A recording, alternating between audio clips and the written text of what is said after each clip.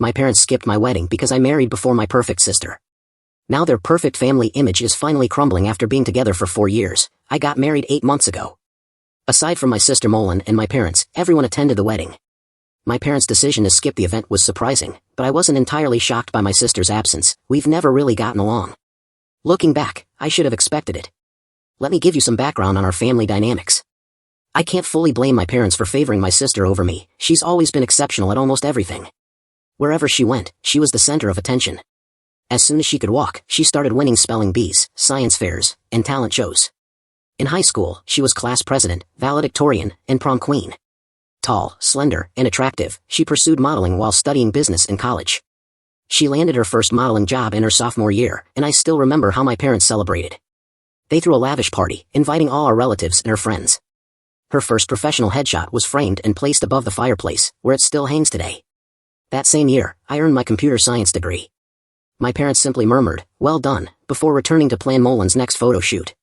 After college, she quickly climbed the corporate ladder, securing a job at a major company. At just 30, she already has a corner office, a corporate car, and a senior executive title.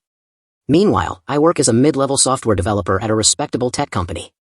I enjoy my job, and it's a solid career, but it's not the kind that makes parents brag to their friends. On top of that, I'm shorter and bigger than my sister. Growing up, my mother constantly made comments about my appearance, signed me up for workout classes I didn't ask for, and put me on countless diets. She'd say things like, "Molin never struggles with her weight," or, "You could look as good as your sister if you just tried harder." By high school, I learned to ignore her remarks, but they still left an impact. Over the years, I accepted our differences. I eventually realized my parents would never take as much pride in my achievements as they did in Molin's. What else could I do? For years, I tried to earn their approval, taking the classes they suggested, joining the clubs they encouraged, even attempting modeling for a while, a failure my sister never lets me forget. But nothing was ever enough. I was just the second daughter, while they were completely captivated by Molin's success. By my mid-20s, I gave up trying to impress them. Instead, I focused on building my own life, advancing in my career on my terms, and surrounding myself with people who valued me for who I am. Honestly, things got better after that.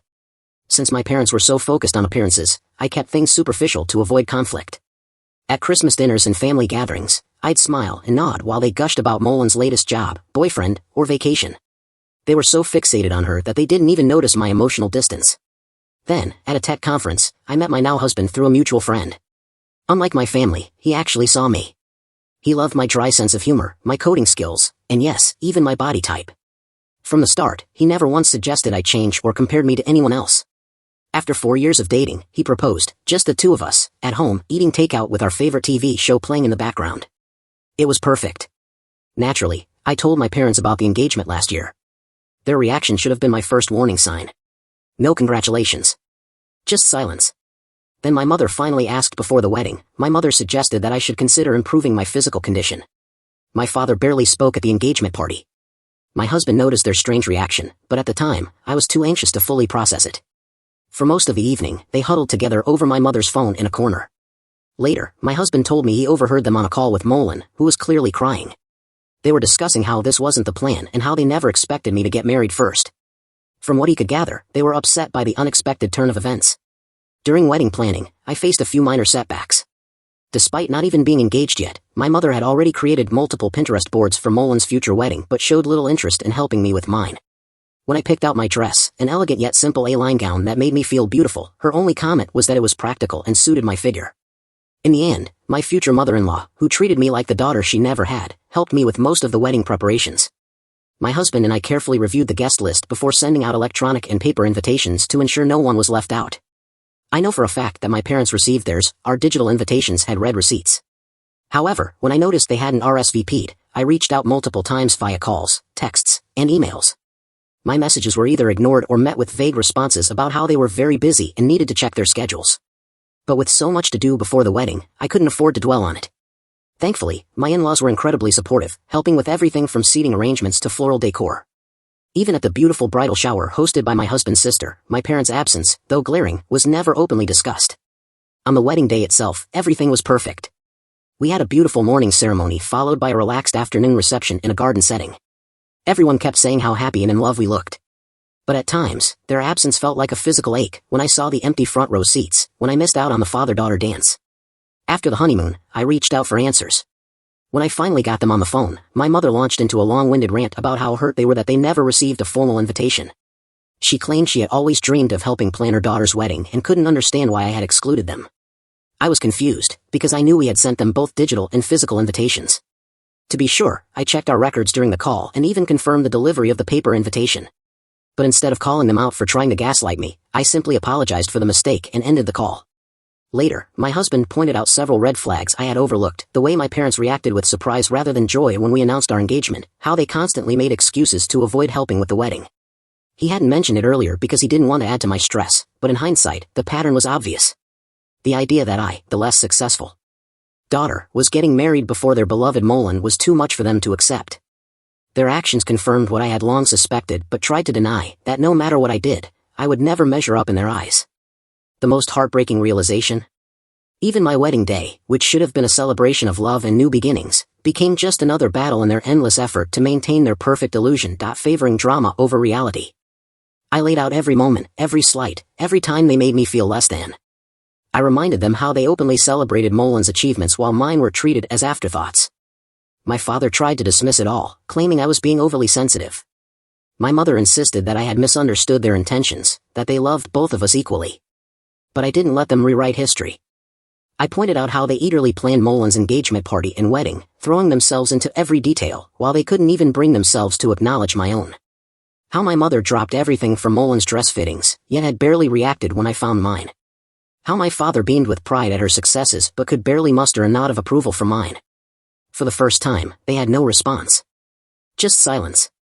My mother sniffled, my father sighed, and I realized something: it didn't matter. No amount of reasoning or proof would ever make them see what I had seen my whole life. That call was my turning point.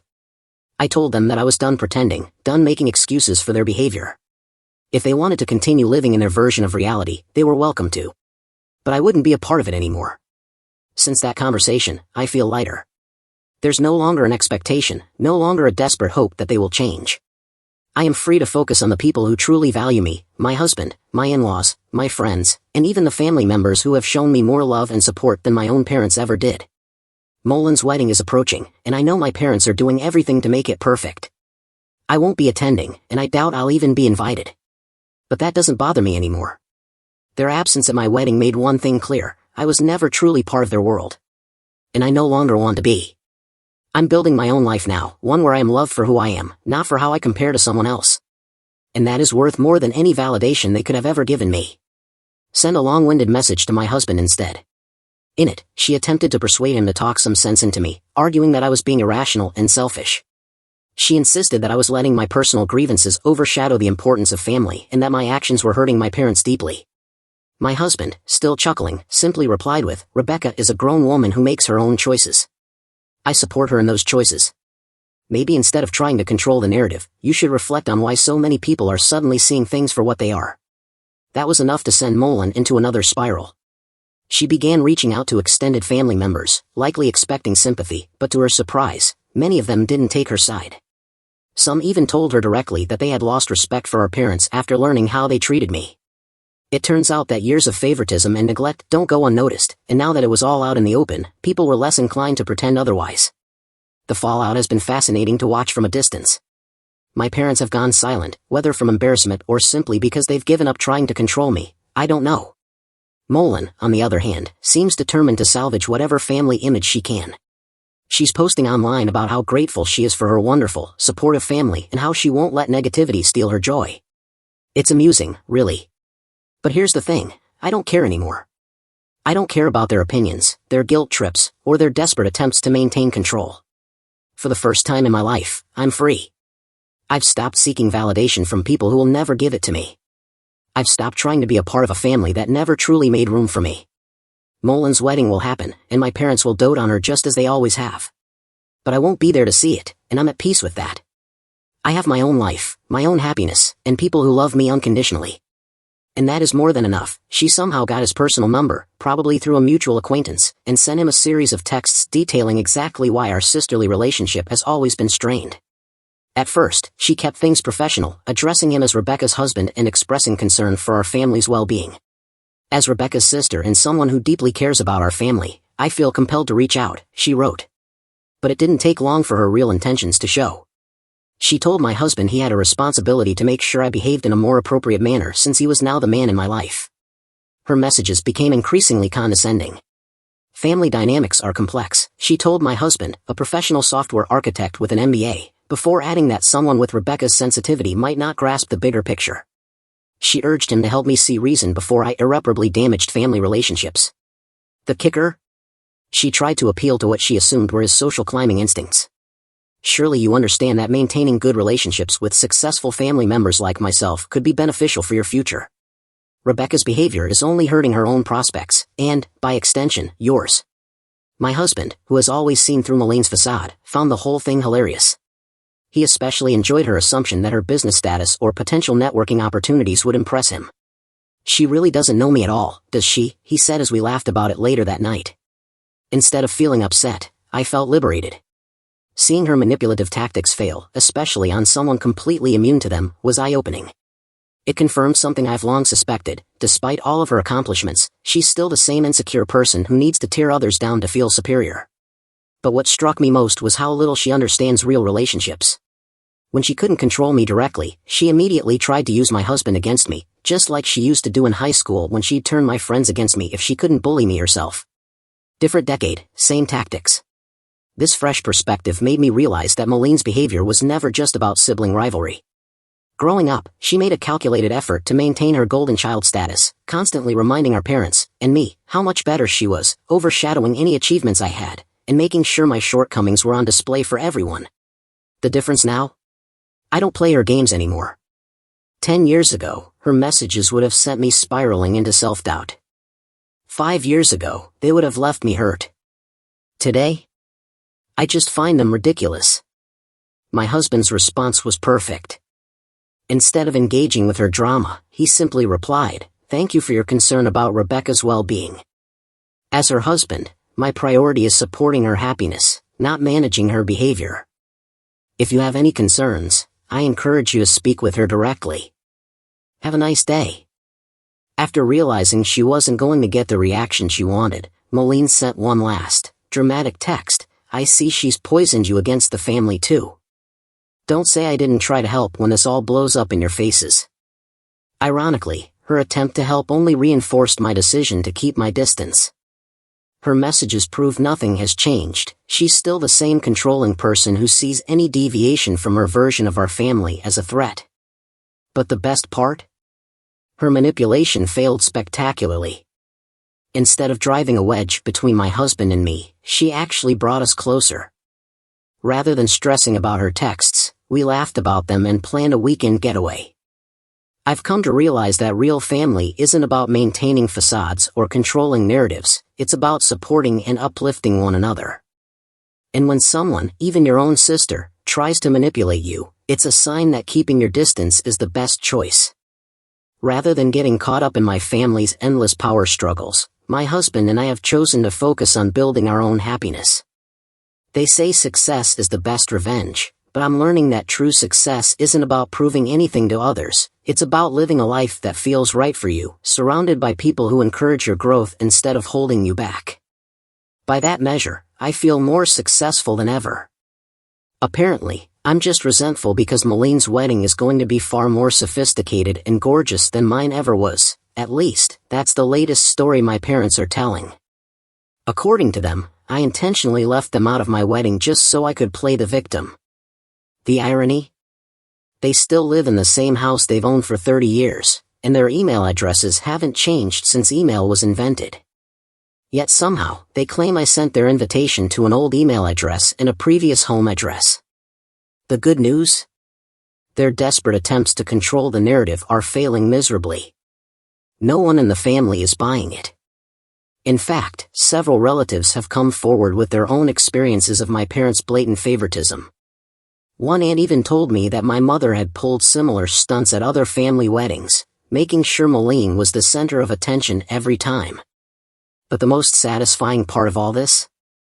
The way my extended family has responded. Some key relatives, who were supposed to play major roles in Maline's wedding, are now pulling their support. The exclusive venue they secured through family connections? Suddenly unavailable. A high-end fashion designer, who's a family friend, just had an unexpected scheduling conflict. And then, at a family gathering last weekend, everything exploded. It all started when someone casually asked about my wedding photos. My mother, jealous and unable to control herself, went into a full-blown meltdown. She ranted about how I had changed after getting married and accused me of trying to destroy the family. Her tantrum completely backfired. Relatives who had been in the dark about everything were stunned. My parents' carefully maintained reputation took another massive hit. And the best part? They did it to themselves. The more they try to defend their actions, the more they expose who they really are. The more they paint me as the villain, the more people see through their lies.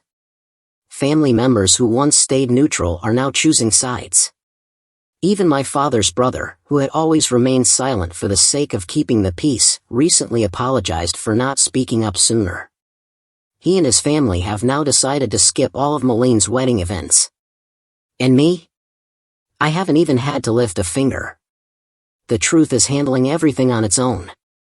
For years, I kept quiet, tolerated their behavior, and tried to keep the peace, only to realize that my silence had been enabling them all along.